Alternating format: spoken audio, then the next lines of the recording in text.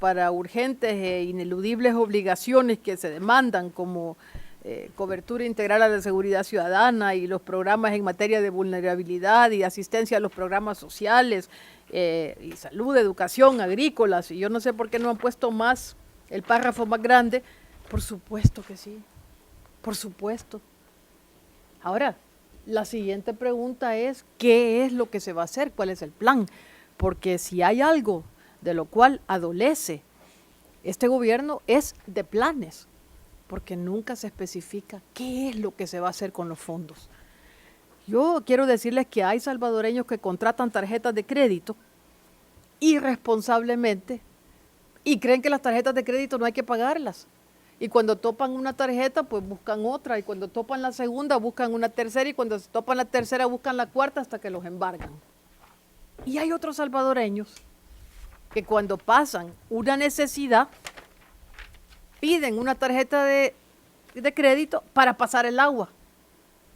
Y una vez pasó la tormenta, entonces buscan cómo van a pagar esa obligación que tienen, pero se preocupan de pagar. Aquellos que no se preocupan de pagar terminan en la quiebra, terminan embargados, terminan sin la refrigeradora, terminan sacando a los niños de la escuela, terminan viendo cómo hacen, pero siempre mal. Yo quiero hacer una reflexión sobre el hecho de que si hay un problema que tenemos en este país es que las finanzas públicas sufren un desequilibrio mayor y que van camino de la insostenibilidad. Si no hay fondos o si las finanzas públicas van camino de la insostenibilidad, de la misma manera van los programas sociales. Porque si las finanzas públicas están deterioradas, pues difícilmente van a poder cubrir los programas sociales que tanto necesita la población. Y eso pareciera ser dos situaciones, pero además nuestro país va cada vez para atrás y para atrás.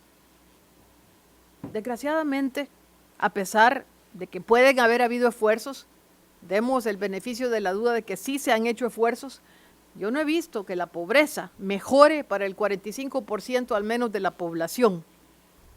En la inseguridad nos encontramos entre los 10 países más violentos del mundo. Esto no se ha mejorado. En educación, El Salvador sigue teniendo apenas 6.3 años de escolaridad promedio y de ahí no hemos pasado. 8º grado tal vez en el sector urbano y, qué sé yo, 4º grado en el área rural. Nuestras escuelas, todavía un buen porcentaje de las escuelas públicas, es decir, la mayoría no tienen computadoras. Y más todavía, algunas podrán tener una computadora, pero la mayoría de las escuelas no tienen internet. Y 1 de cada 2 profesores en las escuelas públicas no tiene acceso a una computadora en su lugar de trabajo. Y el déficit habitacional en El Salvador, la vivienda, que tanto se ha hablado de programas sociales para mejorar la vivienda, en El Salvador, en el área urbana, hay todavía 2 millones de salvadoreños que viven en la precariedad en el área urbana. Y además la seguridad social apenas cubre acaso a un 27% de la población económicamente activa. Como si esto fuera poco, El Salvador tiene un crecimiento escasísimo y muy pocas veces hablamos de crecimiento. Aquí se habla de planes, aquí se habla de préstamos, aquí se habla de bonos, aquí se habla de impuestos, pero yo la palabra crecimiento no la escucho. Yo las apuestas de cómo mejorar la competitividad del país, cómo estabilizar el país, cómo combatir la corrupción para que aquí no estemos permanentemente en estas sacudidas, cómo hacer para que la inversión aumente, para dar confianza a los inversionistas. ¿Cómo hacer para que el país no se oriente solamente al consumo? ¿Cómo hacer para que mejore la economía informal? ¿Cómo hacer para darle empleo a los salvadoreños? Que no hay mejor política social que generar empleo.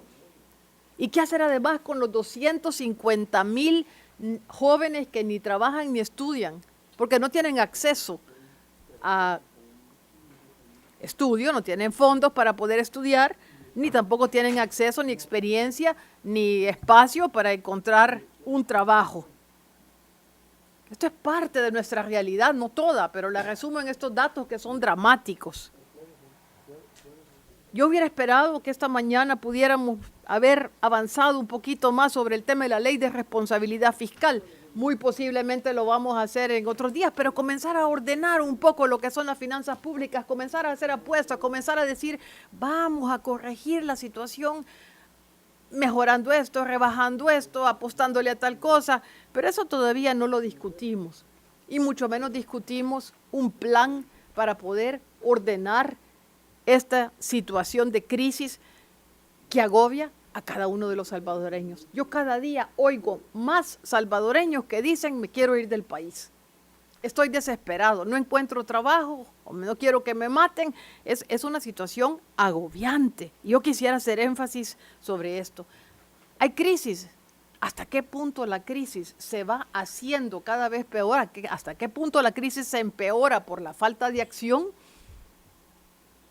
Yo no creo que este país no tenga la capacidad de mejorar en algo su situación fiscal. Yo no creo que en este país no se pueda mejorar en algo la inseguridad. Yo no creo que en este país no se pueda mejorar en algo la educación. Esas son las apuestas que quisiéramos ver. Esas son las apuestas que quisiéramos ver. Pero pensar que todo se va a resolver con más préstamos, más bonos o más impuestos, verdaderamente no es la manera. Aquí estamos hablando de 900 millones de dólares en bonos y sabemos que hay pendientes más de 600 millones de dólares en préstamos, o 700, estamos hablando de 1.600 millones de dólares para antes de que termine esta legislatura. Y eso todavía no va a alcanzar. Aquí acabo de escuchar la palabra tributación, más tributos. Entonces, ¿a dónde vamos? ¿A dónde vamos? Yo diría, y la expectativa es que nos podamos sentar, que nos podamos sincerar con las cifras, que veamos lo que es viable hacer y lo que no, y sobre todo para no seguir llevando al país en el camino en el que actualmente va. Yo sé que hay una persona que está muy dedicada a trabajar en el tema de responsabilidad fiscal, pues qué bueno que Ato Asbun pues ha sido nombrado para que ayude, colabore en este esfuerzo, pero a la vez que lo veía en el tema de responsabilidad fiscal, lo veo también que está hablando de la inseguridad o las propuestas de seguridad cuando matan a los agentes. Entonces, ¿en qué estamos pues? ¿Cuál va a ser el campo que va a atender? Estos temas de país necesitan seriedad y yo quiero insistir que cada día El Salvador innecesariamente va para atrás porque mi país tiene la capacidad de salir adelante. Nosotros como Arena hemos ofrecido innumerables veces todo nuestro compromiso para sentarnos y dialogar y vamos a seguir haciéndolo. Vamos a seguir haciéndolo porque esto es una obligación que nosotros adquirimos, no con los demás partidos políticos, la adquirimos con los salvadoreños. Y queremos sentarnos y conversar sobre la ley de responsabilidad fiscal y queremos sentarnos y conversar sobre los planes que podemos diseñar. Si ustedes quieren apoyo, quieren compromiso, lo podemos hacer. Pero no es cuestión solamente de más préstamos, más bonos y más tributos. Solamente, Presidenta, gracias. Diputada Coralia Guerra. Gracias,